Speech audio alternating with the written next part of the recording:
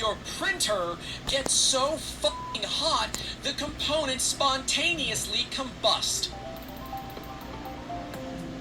A Bambu Lab? Catching on fire? Which Bambu Lab is this? Because I have one. We all knew this was going to happen eventually, and unfortunately, that time is now. We've got brightness. a Bambu A1 that has actually caught fire A1? and has caused significant damage to the machine. A machine next to Sorry, it, guys, and had the user not been home at the time, would have likely resulted in catastrophic loss of their home, or at least the room that all the equipment is in. I want to break down what actually has been going on, why it matters, and why this was the inevitable result if Bambu did not get in front.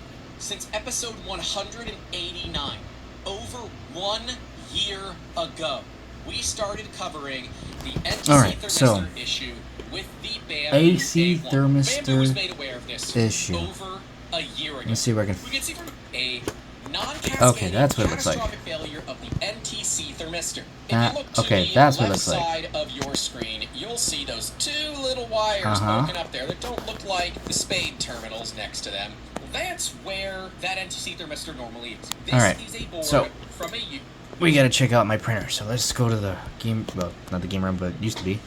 Let's go to the 3D print room. All right, so I'm in the 3D printing room. So you have a problem, you little shit. So let's take the build plate off.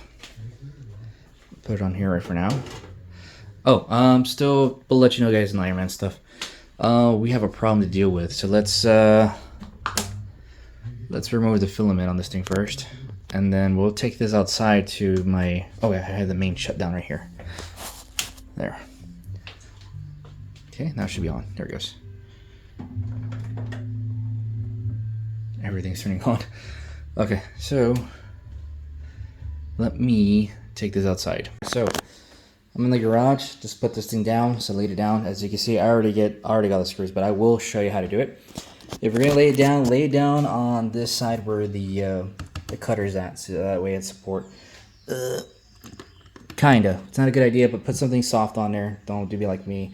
Put something soft on there so it doesn't crush or break or crack. So let me explain how you're going to do this, how you're going to take it apart to see if you have that type of board that we're talking about. So, put this on the tripod. So, you have a screw hole over here. You have it right here. You have one right here. One right here. Here. Here. Down here. And there's one way in a corner right here below it, right here. And then one right here. And you're going to also want to take this piece off. So you're going to take, you don't need to take this screw that's on here. Take this silver screw that's on there. Take the silver screw, it takes the whole thing apart. So this comes out. Then disconnect your cables. Your cables are already labeled to what they are. There are 3 of them. And then you're going to slide this out and then pull it back. So it's going to be like this. You're going to slide it out like that angle, and then that's it. Once you get there, you're going to struggle on this piece up here on the top. There's glue on this corner right here that's to the power supply. You're going to need something like a knife or a spudger or something to pry it out. You're going to have to pry it out into here. Let me back this camera a little bit.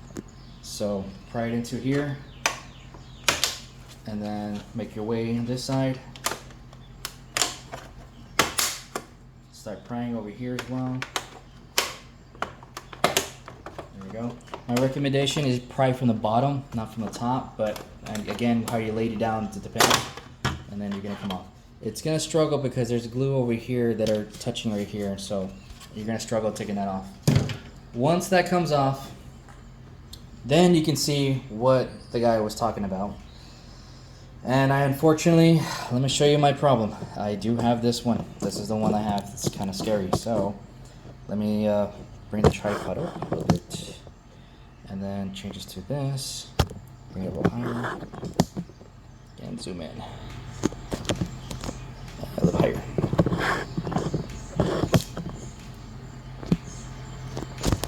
Let me go down a little bit.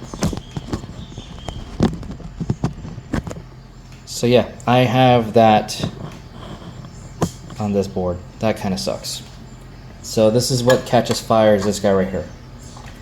So this thing gets really, supposedly it gets really, really hot. And when it does, it starts melting. And look at it, it's actually near the plastic on here. Let me zoom out so you can see what I'm talking about. It's literally near the plastic that's right here. And they put a little, they put this little protector, which is also plastic, to protect it. So I have a ticking time bomb here in this thing, and it's gonna catch fire soon. So I'm gonna have to do a claim on this one to see if there's a, let's see if I can do it. Because I did see two versions. I'll post a picture on it quick. There's two versions of having components that's also on here, and then not having this, and it was bypassed. There's like a little thin rod that goes right across from it. And then there's one that has all the components. It's got this, the other component goes over here, and the other component goes there. So I have all that. Hold on, I'm gonna take a better picture.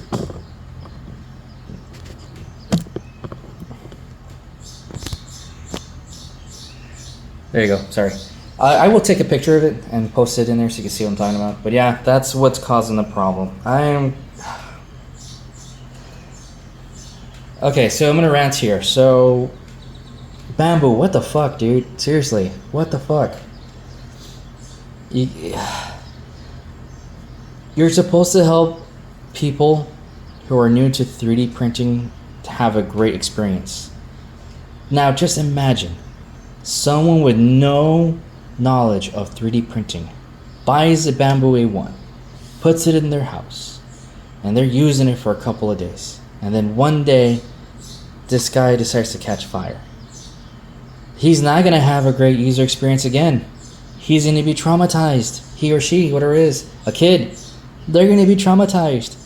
And they're not going to want to buy this printer again because of that. They're going to get something else that's not going to catch fire. You're messing up, man. Do better. Do better. Oh my god. Now, I do have an idea for the CEO, and I don't know if the Bambu Lab or the factory, they're listening, but to tell if you did a recall, just make a little window right here so you can see right through it after you replace these units. After you replace this guy right here, you put another one, make a new cover that's got a little window. That way you know the ones with the window have been replaced. They have been recalled. Shoot, you can make a lot of these with no problem with a little window. It's not that hard to do. Or just cut a little hole and then glue the freaking plexiglass over it. That way we know, hey, it's been replaced. Or put a color on it or something. Put a little stripe line or something. Or put a logo that's etched here that says Bambu. At least we know, okay, the one with the etched Bambu on it has the freaking thing on it. I don't know. But yeah, now I'm gonna have to do a recall. Not a recall. I'm gonna have to do a claim on this one because that kind of sucks. I was not expecting this to be having that in there. Damn. And top of that, we got one at the shop. So I'm definitely have to tell my friend we're gonna have to open it up like this to see if it's got it or not. So that sucks. Okay, enough of my rant. So that's how you open it. And yeah, that blows, man. I just can't believe these guys. What's the point of making 3D printers if you're gonna be like that? You know, I saw that they were fighting against someone who made the AGP, their software to be unlocked with Orca Slicer. Cool. But they didn't have to go the extra mile of hunting the guy down and telling him to take it down. Remember, all these printers that you're seeing on the market, they're open based. Like they're all open. They're not like they're meant to be open, you know, to the public. So, and then not just that, I did see that Bambu themselves use Prusa slicers to also make their software. It's like, dude, what are you doing? Let me copy your homework, but change it up a little bit, and then someone copies their homework, and then go after that person. What the hell, dude? Oh man. Alright, I appreciate it. So I'm going to link the video, guys, so you can see the rest. It's called 3D Musketeers, and he explains the issue on these Bambu Labs. And, yeah, I'm going to have to do a call-in and stuff like that. I don't need this guy to catch fire. I do know how to do micro soldering, so I could probably just take this thing apart and bypass it and get it to work. But I need to see the actual schematics to see if it's a proper way to do it. Because I can't just say, oh, well, they changed this you know, this lane or that lane inside the board itself to do the bypass, because I can't just, you know, do it myself. So that's the risk that I'm going to be taking, and it's not the risk I want to do. So what I would like to do, like I said, is get another board like this, get a replacement one with the right component that's been replaced, and then get that out. Alrighty, that's it. I'm going to close it. Actually, let me show you guys how to close it back up when you have yours open up. So first things first, I'm going to grab this, put it back on, snap it back in place. There we go. This is a screw. We're going to do this one right here. This is one. Nice and not too tight, but tight enough where you know it's tight. Two.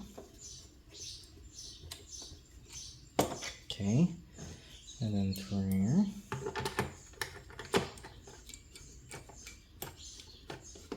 Man, I can't believe that, I swear to God. Why can't we have nice things, you know?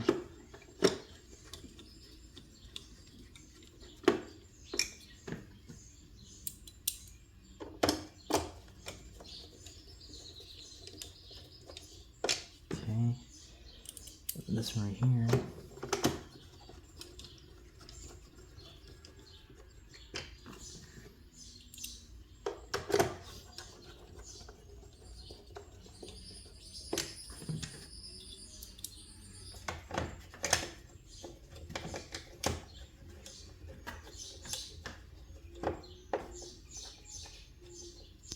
Okay. And then there's one below right here. Put this to the side. Right here below. There's one right here in this corner.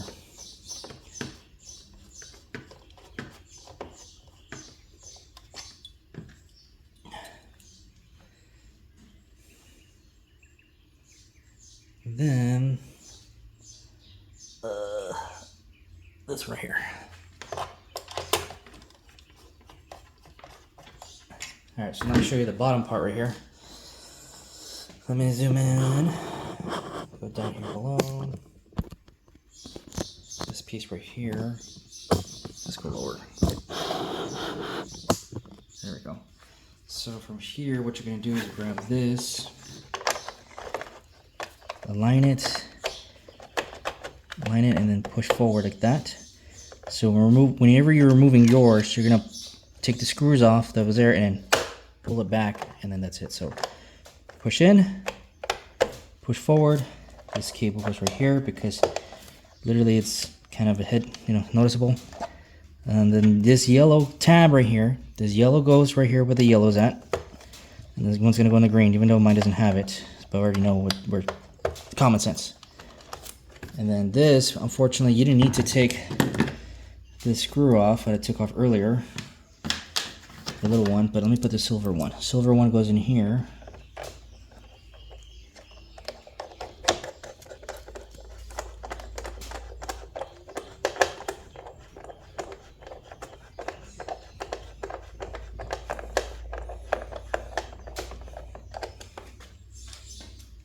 And then this one you do not have to take off. I thought you had to take it off. That goes on here. It doesn't need to, so you can just leave this one on. Sorry, so now that it's back together, ta-da, there we go. So there is an update. I just saw that they released an update for the printer, so we're gonna see about that. Not moving. There we go. Then we'll put this back in it. Upside down? Probably upside down. Yeah. There we go. So, that is that. Ooh, that's a bummer. So let's see what replacement we can do and how we get it. So, I'll keep you guys posted on that. Before I even close this video, oh, damn camera, focus. There's a firmware update. Hold on. There it is. Let's see what this firmware update is. Okay, so we're going to look into that to see what fixes what, so I'll be right back. Well, it doesn't say anything about fixing an issue about that power thing, but there is something about the PA perimeter protection fix for an issue that power outages could cause a PA pressure advance perimeter to EMS equipment overridden. Tangle protection, auto bed, security. So not so much on this update about it, but maybe it's secretly in there that they probably did something with it. Anyways, let me just order this part and get it replaced because I don't want this thing to catch fire. Okay, so I spoke to one of their, thank God it's not AI, but it's actually somebody on the team, like someone talking to, and I explained everything, like on Reddit, information. I even drew this out, saying, hey, this is what's catching fire, and this is what happens right here, you know, to explain to them, like, hey, send this all to your technician, even send them a link, because this needs to be heard, because how it would have been horrible if there was a fire and all because of something that, you know, they weren't overlooked or what. So I kind of like made it there where it says, have a good day, my apology if I'm freaking out. I just don't want my house to catch on fire, have all my pets dead because if this gets ignored. It's not easy right now, everything has gotten tough. And then it's like, I completely understand, sir. I'm like, alright, have a good day. And that was it. So they're gonna send me an email explain, like, you know, the technician's gonna send me an email. It takes 1 to 3 days or so, and I'm trying to get on top of this as much as possible so that way I can get that fixed, because I don't need this to be a problem one day where my whole house and everything catches fire. Just like, no. So in this regards, I'm gonna have to be printing while I'm home, so that way nothing won't happen. Even though it's been printing good and fine, I just don't want to take the chances, because you just never know. Just because your printer won't do it or others won't do it doesn't mean you won't. It will one day eventually. It's just a matter of time. So that is it for right now. That's for today, and we're just gonna just see what's going on, and hopefully I make my videos a little bit better. Instead of being on my phone, I will use OBS. Don't trust me. I'm started this channel, and I'm more of on my Instagram, you know, story guy. So I'm more in that. So I'll edit this much better, make it more cleaner, so you can see the idea, and use OBS to see the, you know, the web page of what I'm doing here and there. I just gotta hide my feet pics, just because that's what's helping me to get by through, you know, surviving and stuff. That's all. But overall, that's it. So let's see where it goes, and I'll keep you guys updated on this. This is interesting.